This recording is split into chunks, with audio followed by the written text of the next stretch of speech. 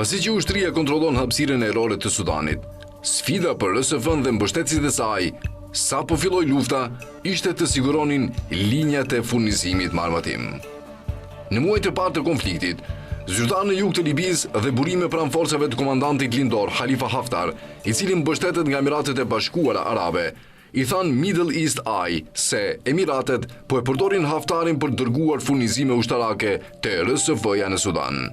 Këto burime identifikuan gjithashtu njësër bazash ajrore kyçe në Libi, nga cilat ngarkesat ajrore dërgoheshin në Republikën Qendrore Afrikane, prej nga më pas transportoheshin toksisht drejt Darfurit. Disa ditë para se të fillonte lufta, një nga djemt të Haftarit, Sadik, ndodhej në Khartoum për të takuar me Hemedin dhe për t'i dhuruar $2 milion një klubi futbolli me cilin lideri paramilitar ishte i lidhur.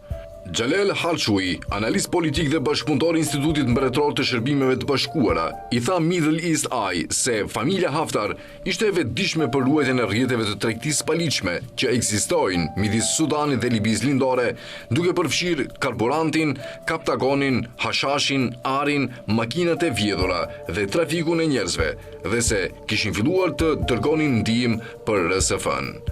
Hemedi ishte i preferuar i tyre, tha Halshui për Emiratet dhe Rusinë. Ato e kanë mbështetur